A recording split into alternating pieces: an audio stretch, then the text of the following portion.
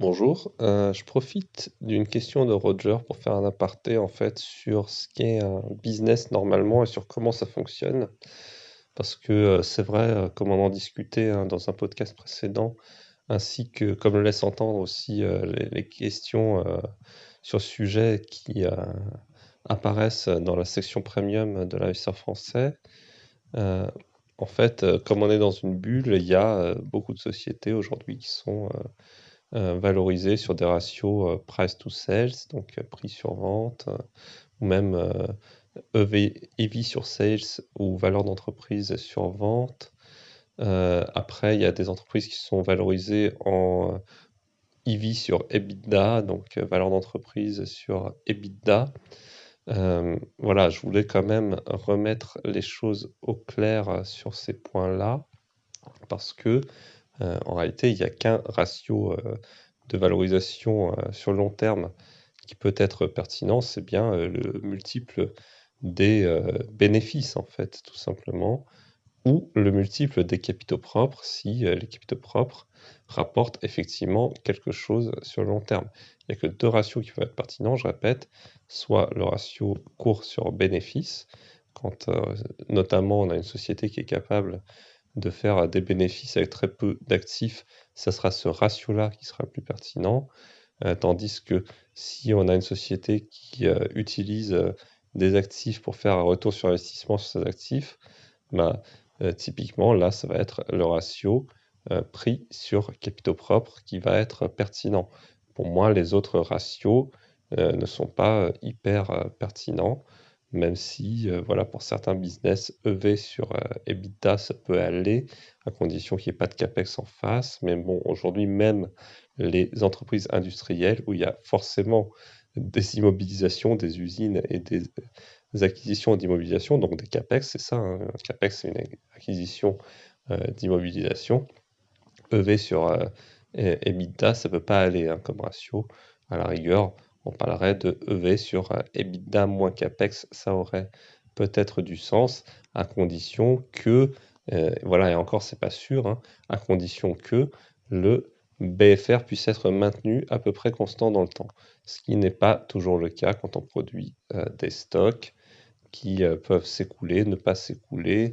Des fois, des business qui font des fausses factures, visiblement, ou des choses dans le genre, où les créances s'empilent, donc, ou simplement des clients qui ne payent pas, ça peut arriver aussi.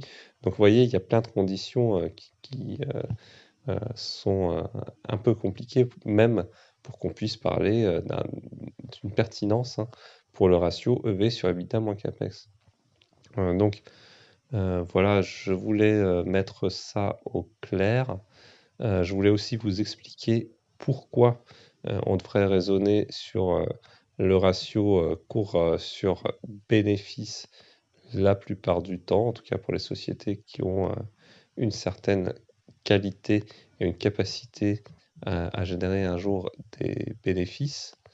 En fait, c'est hyper logique. Si vous avez déjà fait du business, vous savez que vous allez simplement mettre un certain capital dans une société. Alors, le capital, il peut venir d'un investissement en fonds propres, c'est-à-dire c'est vous, par exemple, qui mettez de l'argent et d'autres investisseurs, ou bien d'un investissement en dette. Et dans ce cas, c'est la banque ou des investisseurs obligataires qui mettent de l'argent dans votre entreprise et vous devez rembourser leur dette à un moment. Donc, vous prenez tout ce capital et vous allez l'employer pour construire en fait une entreprise. Alors, soit vous allez faire des dépenses opérationnelles, des OPEX, pour recruter des gens, pour faire de la pub sur Internet, par exemple, des choses dans ce genre-là, ou faire de la pub sur d'autres supports qu'Internet, bien sûr. Soit vous allez faire des CAPEX, donc des acquisitions d'immobilisation, genre vous allez prendre un bureau, vous allez prendre des machines pour produire, ou même des ordinateurs et des imprimantes pour pouvoir travailler. Et donc, vous allez acquérir ces choses-là, tant en OPEX qu'en CAPEX. Et à un moment, si votre business a du sens et si vous savez exécuter votre plan d'affaires, ben, vous arrivez à générer simplement un bénéfice avec ça à un moment. Sinon, en fait, avoir cette activité-là n'a strictement aucun sens et vous allez faire faillite ou alors vous allez devoir vous recapitaliser. Il va falloir reconvaincre des investisseurs, soit en fonds propres, soit en dette. Donc là, faut pas se leurrer, hein. Une entreprise qui fonctionne normalement, à un moment, elle produit des bénéfices. Ça peut être sur une longue durée, par exemple, si vous développez des terrains pétroliers comme certaines entreprises au Canada et que vous les revendez ensuite, bah, le bénéfice est constaté principalement au moment de la revente du terrain. Donc dans ce cas-là, effectivement, on n'a pas un bénéfice énorme sur la durée entre le moment où vous avez acquis le terrain et le moment où vous le vendez. Donc voilà, on peut prendre ça en compte aussi. Et dans ce cas, on raisonnerait peut-être, et ça serait pertinent, hein, en ratio price to book, donc prix sur capitaux propres en français. Mais la plupart des business normaux, quand même, ils génèrent des bénéfices, que ce soit dans le secteur des services, que ce soit dans le secteur de l'industrie ou même dans le secteur agricole quand même. Donc prenez bien ça en compte. Si on parle d'autre chose que du ratio cours sur bénéfice ou à la rigueur cours sur capitaux propres, dans certains cas on vient de le voir, c'est pertinent, c'est qu'on est très probablement dans une bulle. C'est-à-dire, quand on parle d'un ratio prix sur vente, euh, pour rappel, c'est un ratio qui a été créé au moment de la bulle .com, donc la bulle Internet, euh, où en fait, on faisait croire aux gens que les bénéfices, ça comptait pas. Ce qui comptait, c'était les perspectives d'avenir et qu'il fallait valoriser les boîtes en ratio prix sur vente. Tout ça pour placer des actions de ces boîtes, hein. C'est les banques d'investissement plaçaient les actions de ces boîtes pour pigeonner les investisseurs et prendre des commissions, en fait, tout simplement. Je veux dire, la plupart des boîtes Internet au moment de la bulle .com n'ont jamais fait un seul bénéfice. Donc là, faut pas se leurrer. En fait, ça, c'est un truc de financier commercial pour vous entuber. Donc aujourd'hui, on fait évidemment la même chose sur tout ce qui est boîte SaaS qui cote entre 5 et 10 fois les ventes pour la plupart et qui, bien sûr, ne font pas de bénéfices. Et on se demande si ça risque d'arriver un jour.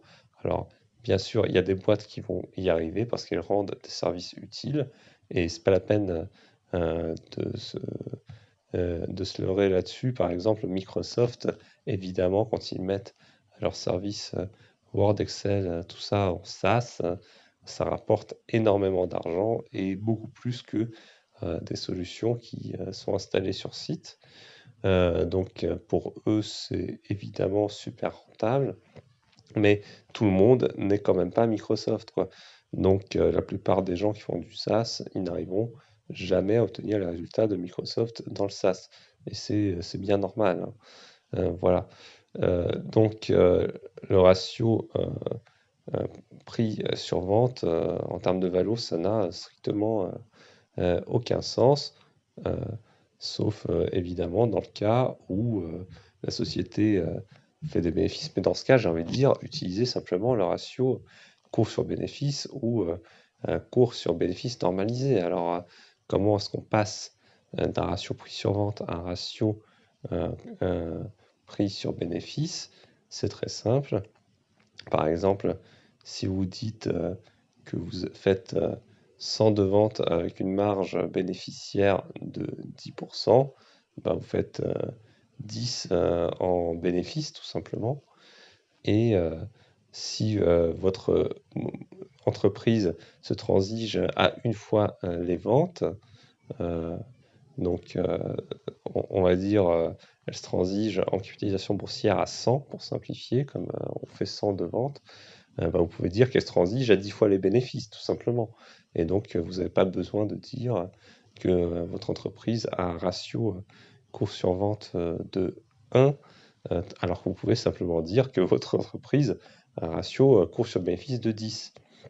Surtout, on profite pour remarquer au passage que, et évidemment, une entreprise qui fait 10% de marge bénéficiaire et une entreprise qui fait 20% de marge bénéficiaire ne méritent pas le même ratio prix sur vente de toute façon. C'est évident, mais visiblement ça mérite d'être rappelé parce que dans beaucoup de secteurs aujourd'hui, on parle de multiples prix sur vente sur le secteur, mais dans un même secteur, il y a des entreprises qui font 20% de marge, 10% de marge, 5% de marge ou une marge négative. Donc on ne peut pas dire comme ça que telle entreprise, parce qu'elle est dans tel secteur, qu'elle est dans tel business, devrait avoir un ratio prix sur vente de temps. Ça n'a strictement aucun sens. Donc essayez toujours de sortir le bénéfice normalisé si votre société n'est pas encore profitable ou si elle est peu profitable et pas au maximum son potentiel. Je veux bien croire, par exemple, qu'une boîte comme Aramis Group peut faire dans le temps plus de bénéfices que ce qu'elle fait aujourd'hui.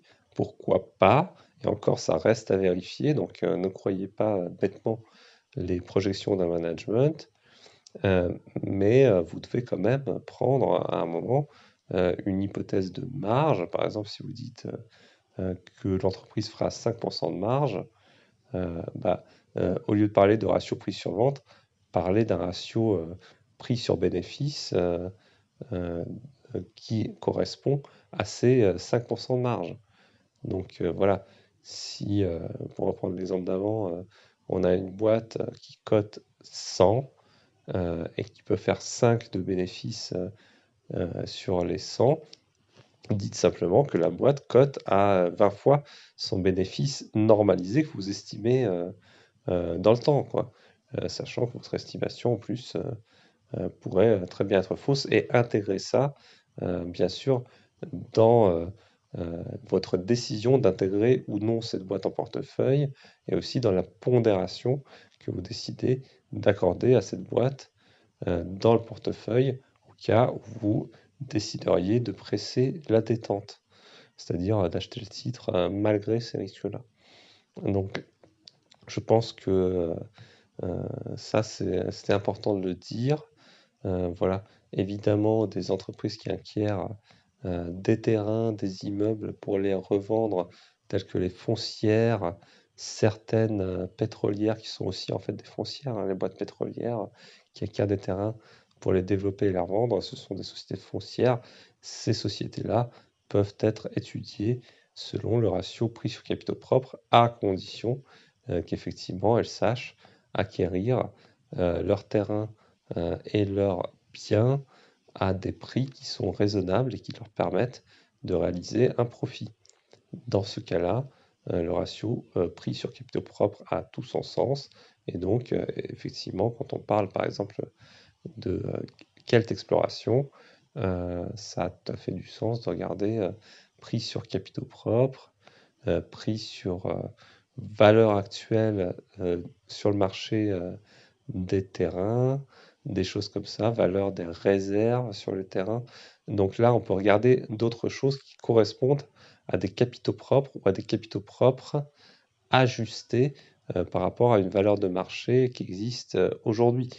Donc là, on n'est pas dispensé évidemment de faire une analyse, on n'est pas dispensé de faire preuve d'un minimum d'intelligence quand on investit, mais qu'on n'aille pas sortir non plus des ratios qui n'ont aucun sens, comme prix sur vente, EV sur EBITDA. Alors là, en plus, EBITDA, franchement, on ne sait pas trop ce que c'est la plupart du temps, quoi. Parce que presque aucune entreprise, à part quelques entreprises services de haute qualité, ne font effectivement un bénéfice qui correspond à un EBITDA, quoi. Voilà, modulo les taxes, bien sûr. Mais donc, il faut faire super gaffe. C'est pas parce que les banquiers vous vendent des deals en EV sur EBITDA avantageux ou des deals en prix sur vente avantageux qu'il faut leur faire confiance. Là, les gars, il faut faire gaffe, il faut faire preuve de discernement.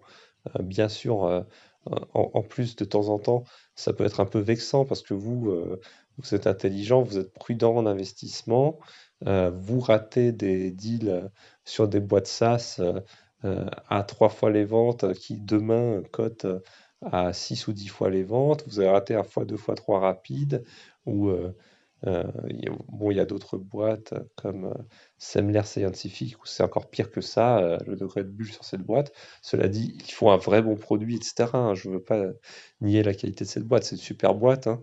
Mais voilà, les valos correspondent quand même à des perspectives très très très élevées. Donc il faut faire vachement gaffe à ça. Oui, c'est vexant de ne pas faire de profit quand n'importe quel idiot est en train de se gaver sur du Bitcoin. Alors le Bitcoin, en plus, ça correspond strictement à rien. Donc le mec qui fait du Bitcoin, il nous explose la gueule aujourd'hui, c'est vrai. Mais quand même, vous avez aussi le droit de faire preuve d'un peu de discernement et de vous dire que entre un Bitcoin et une maison en province, quelqu'un de normal, il choisit une maison en province parce qu'une maison en province, on sait à peu près ce que c'est et ce qu'on peut en faire. Un Bitcoin, franchement, c'est pas très sûr, quoi, de ce qu'on peut en faire parce que c'est juste une donnée informatique quand même le truc, hein. Donc on se calme 2 secondes, on réfléchit un peu, on comprend où on est. On comprend que peut-être 1929, ça sera une douce plaisanterie par rapport à ce qui est susceptible d'arriver. Ça ne nous empêche pas, évidemment, d'investir sur le marché, parce que même sur la période 1929-1936, il y a eu des boîtes qui ont eu des rendements positifs, des boîtes de haute qualité qu'on pouvait acheter à des prix très raisonnables. Et donc, nous, à l'ASR français, c'est ce qu'on cherche, des boîtes de haute qualité dans lesquelles on peut investir à des prix très raisonnables, et c'est ce qu'on fait. Voilà. J'espère que ce contenu vous a été utile et à très bientôt.